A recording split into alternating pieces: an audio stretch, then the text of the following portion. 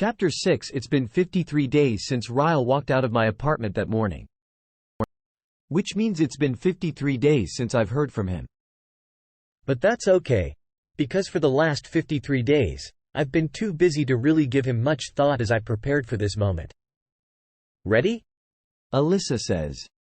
I nod, and she flips the sign to open and we both hug and squeal like little kids. We rush around the counter and wait for our first customer. It's a soft opening, so I haven't really done a marketing push yet, but we just want to make sure there aren't any kinks before our grand opening. It's really pretty in here, Alyssa says, admiring our hard work. I look around us, bursting with pride. Of course I want to succeed, but at this point I'm not even sure if that matters. I had a dream and I busted my ass to make it come true. Whatever happens after today is just icing on the cake. It smells so good in here, I say. I love this smell. I don't know if we'll get any customers today, but we're both acting like this is the best thing that's ever happened to us, so I don't think that matters. Besides, Marshall will come in at some point today and my mother will come in after she gets off work. That's 2 customers for sure. That's plenty. Alyssa squeezes my arm when the front door begins to open. I suddenly grow a little panicked, because what if something goes wrong? And then I do panic, because something just went wrong. Terribly wrong. My very first customer is none other than Ryle Kincaid. He stops when the door closes behind him and he looks around in awe. What? He says, turning in a circle. How in the... ... Question mark quote. He looks over at me and Alyssa. This is incredible. It doesn't even look like the same building. Okay. Maybe I'm fine with him being the first customer. It takes him a few minutes to actually make it to the counter because he can't stop touching things and looking at things. When he finally does reach us, Alyssa runs around the counter and hugs him. Isn't it beautiful? She says. She waves her hand in my direction. It was all her idea. All of it. I just helped with the dirty work. Ryle laughs. I find it hard to believe that your Pinterest skills didn't play a little part. I nod. She's being modest. Her skills were half of what brought this vision to life. Ryle smiles at me and it might as well have been a knife to the chest, because ouch. He slaps his hands on the counter and says, Am I the first official customer?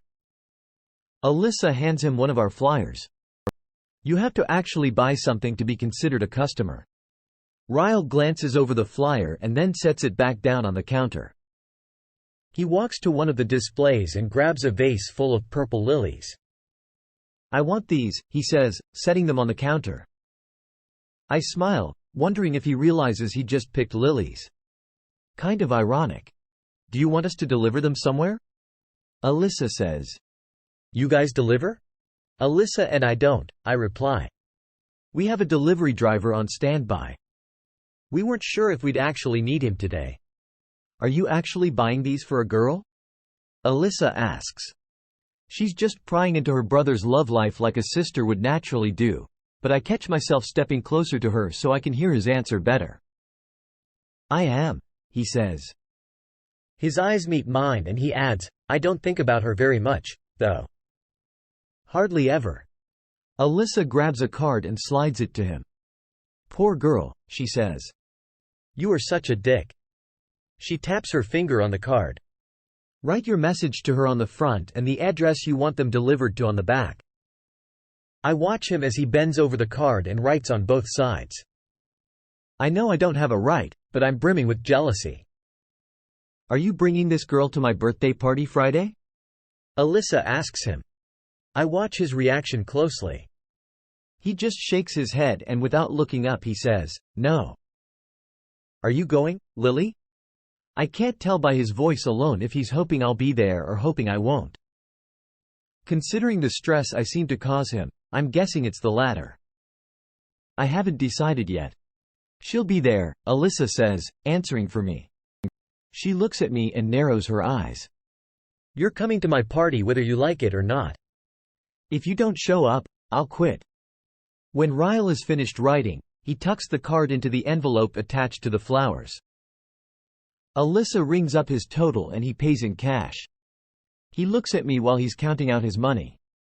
Lily, do you know that it's custom for a new business to frame the first dollar they make? I nod. Of course I know that. He knows I know that.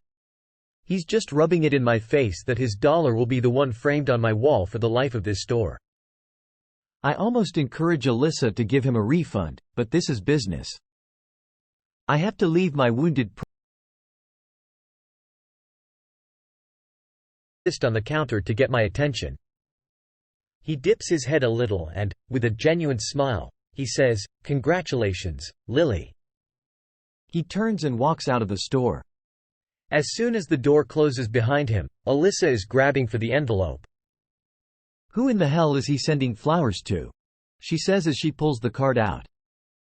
Ryle doesn't send flowers. She reads the front of the card out loud. Make it stop.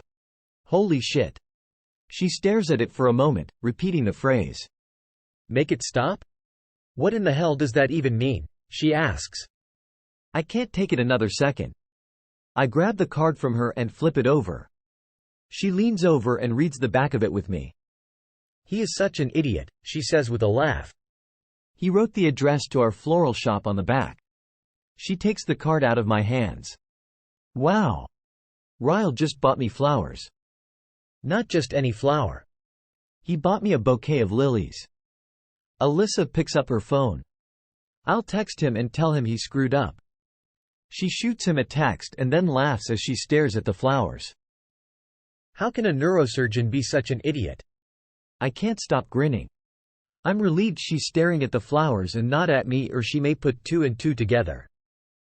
I'll keep them in my office until we figure out where he intended for them to go. I scoop up the vase and whisk away my flowers.